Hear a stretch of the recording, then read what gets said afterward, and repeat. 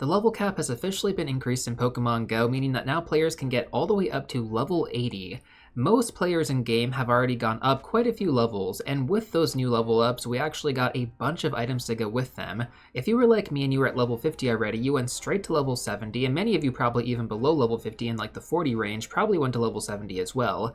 Now with all those level ups happening at once, this also means that we got a ridiculous amount of items added to our item bag, which should be a positive, but for a lot of players out there, well, it was a bit overwhelming. So with that being said, I just wanted to make a quick video going over which items you guys should probably be keeping and which ones you should get rid of, because some of them are a lot more valuable than others and much more hard to get, whereas others you'll probably get them back just playing the game normally. So I'm just going to go through what I ended up getting from level 50 to level 70.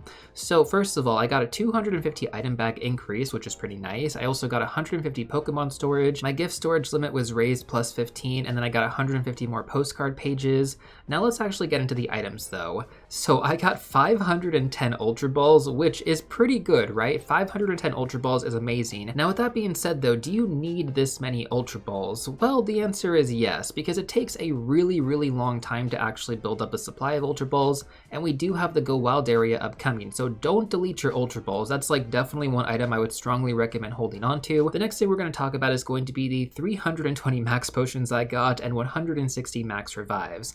Do you actually need this many max potions and max revives? So this answer is going to vary depending on your playstyle and also depending on how many Pokemon you have powered up. I think for players out there who are lower level, you tend to use more potions and more revives just because your Pokemon faint out much quicker. When it comes down to more experienced players who have powered up Pokemon, you probably don't faint out that frequently, and especially if you do end up raiding in big lobbies, you're really not going to go through that many Pokemon. So I don't really keep more than 30 to 40 max potions and 30 to 40 max revives. That is more than enough for me, but keep in mind I also don't raid as frequently, and if you're doing rocket battles a lot, you'll probably want to hold on to a bit more of these, but some people just keep a ridiculous amount of them. Do I think you need like 200 to 300 max potions and max revives? No, I don't think you do. I think even on a very generous estimate, having about 100 of each is probably good enough. You could definitely have more if you feel like you need it, but really ask yourself, do you go through and use that many? I'm pretty sure most of you probably won't use that many unless you're raiding all the time, and even then, from raid battles, you get hyper potions, you get revives back, so you should be able to heal your Pokemon. Just try to be realistic with yourselves. Like, do you actually use that many potions and revives on a regular basis? Because when I go through and open my daily gifts, I tend to get these back pretty much every single day, so I'm always deleting them. Of course, I would love to hear your own opinions on this in the comment section down below. I think this can really vary depending on the player, so when it comes down to it, you guys could end up having a lot more potions and revives that you have to go through and use compared to myself. Next up, let's talk about berries. So I got 90 Nana berries, 95 raspberries, and 200 Pinot berries going from level 50 to level 70. Now when it comes down to berries, I understand that some are used more frequently than others. For example, Nana berries are something that I personally use a lot because I tend to go for a lot of Excellent throws, and more recently going for level 50, I was using these all the time, especially when I didn't want to use my Black Kyurem's Adventure effect. Now Pinot berries are going to be really useful to hold on to if you guys do have the item bag space, because we're going to have the Halloween event upcoming.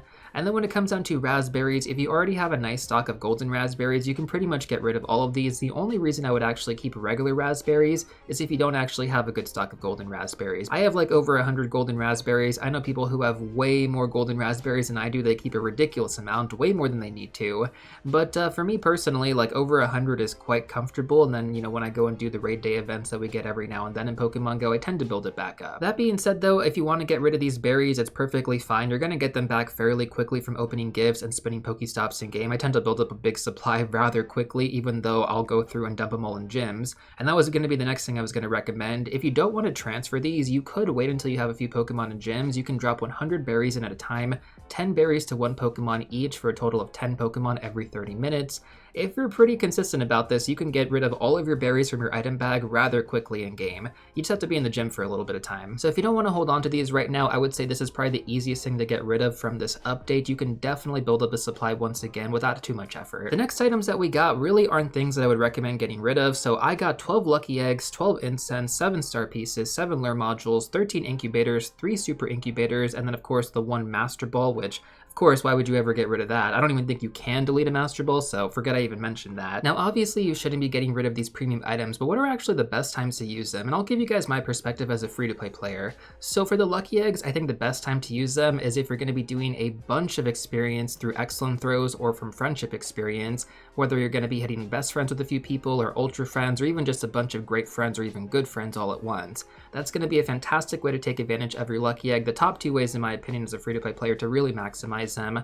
I would say anywhere from like at least 200 to 300,000 experience per lucky egg is pretty good. Now when it comes down to incense, I could say pretty much the exact same thing. When it comes down to community days, that's going to be the best time to actually use your incense. These are going to last for 3 hours long during calm days, which is going to be, more than any other time in game. Otherwise, it's only going to last 1 hour, which is still pretty good if you want to just go on a walk or something like that. There's never really a bad time to use your incense. I think if you're going to go for a walk, it's going to be a great time to do it. Next up, we have the start pieces. So there's a few different ways I would say you could really maximize these. The best way, in my opinion, as of recent in Pokemon Go is going to be the max battle days. We don't really get them as frequently anymore, but we do have G-Max Garbodor max battle day upcoming, so I would save a few for that, especially if you plan on raiding that bunch. We also have the end of a GBL season. If you made it past rank 20, you can get a lot of Stardust just from that, especially if you made it higher in the rankings, like if you got to Veteran or something like that. You can get a lot of Stardust just from the end screen rewards. Sorry, not the end screen, the end of season rewards. And so that's really good right there. That's probably one of the better ways. And then finally, we also have the community days that have 3 times catch Stardust as the bonus. We just recently had this for Solosis Calm Day as well, so that was a super good Calm Day. Hope you guys were able to play it. We had 4 times catch experience and 3 times catch Stardust. Quite an amazing event. And then we also have the Ultra Unlock events that actually give us 4 times catch experience and 4 times catch Stardust. We only get these, after Go Fest and stuff like that. Sometimes we get them during other parts of the year, but most of the time it's just after that. For some reason, I totally forgot about the special Stardust boosted Spotlight hours as well. So sometimes we get special Pokemon that are Stardust boosted, something like Trubbish or Morlul. And then we also get 2 times catch Stardust. Combine that together with the Star Piece, potentially even the Weather Boost and the increased spawns. I have cleared over 500 to 700,000 Stardust depending on the Spotlight hour. So yeah, those are actually some of the best times to use your Star Pieces in game, especially if you're free to play. Next up, we have the Lure module. So I don't feel like there's necessarily a bad time to use these. I would say calm days are probably amongst the better times just because you do get the extended duration. During certain events in game, we also do get the extended duration for Lure modules, although that's not always super frequent. So once again, I think when it comes down to it, community days are probably one of the better times to be using these. Then we have incubators and super incubators. So I think some people in game love to hatch a ton. I don't personally love hatching that much. I think most of the time the egg pools really aren't that good. The 5-kilometer egg pool, for whatever reason, is like really good this season in Pokemon Go. So I think if you happen to get 5-kilometer eggs, that could be something that's worth using the incubators on. Otherwise, we do have, special hatch days and stuff like that, but those usually have reduced distance. Some people use incubators anyways. I can't really tell you if there's like a good or a bad time to be using these. You kind of have to make that decision for yourself. But since you guys just got a bunch of free incubators, I would actually hold on to those until you actually get an egg pool that you really like, and then start to use them and then try to get whatever it is that you're going for. In my opinion, we really don't get that many events with good egg pools, but we're probably going to get one eventually, and when that happens, you probably want to have these ready to go. Like for example, if we ever get a Riolu hatch day again, that's going to be a super good time to actually take advantage and use these incubators. So when it comes down to it, we got a lot of premium items from these upgrades. I do strongly recommend taking advantage of them as much as possible.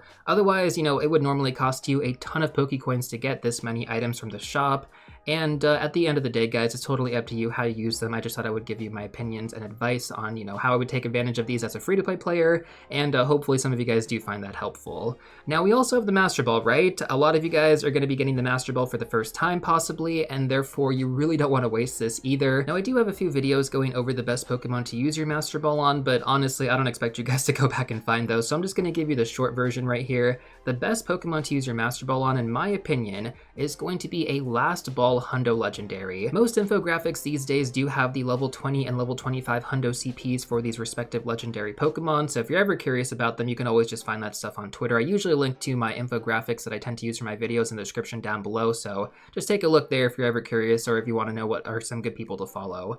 But basically when it comes down to it, if you know what the Hundo is on screen and you get down to that last ball, that is ideally when you want to use your Master Ball. I cannot think of a better time to do it because I have watched people over the years lose their Hundo legendaries because they didn't actually have their Master Ball with them. While it's never actually happened to me yet, there have definitely been some times where I have had legendary Pokemon run away on me, even though I have consistently hit excellent throws, so I mean, honestly, it's up to you guys at the end of the day. You can use your Master Ball on whatever you want. You could use it on a shiny Bidoof. That's totally up to you.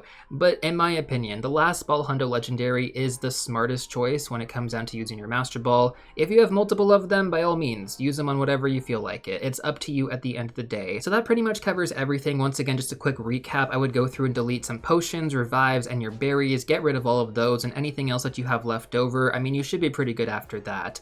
The Ultra Balls, you could delete some if you really want to, but I would probably just go through and delete any Great Balls that you have instead. And if you have Pokeballs, you know, keep some for your Auto Catcher if you have one of those, but otherwise I'd go through and get rid of those too. You want to have as many Ultra Balls as possible for the upcoming Go Wild Area event because trust me, it's really hard to get these back. Now there is actually one more thing I want to go over, and that is the Lucky Friend chance increase for level 70 players, because that was one of the bonuses that we're supposed to be getting. Well, I can tell you right now, I kept my expectations low. I opened a ton of gifts today, all from best friends, and I did not get one single lucky friend. Again, I did not really expect this to be all that good. I figured if it was like a 1% chance before, it's maybe like a 2% chance now, so really what are the odds of that happening? I think if you're actually LuckyBunz, you'd probably get a ton, but considering, you know, what I actually went through, I'm definitely unLuckyBunz. Supposedly we have a higher chance of getting lucky friends right now. Maybe you guys can let me know in the comment section down below if you feel like that's accurate. Did you get more lucky friends today when you opened your best friend's gifts? Did you not? Were you unlucky like I was?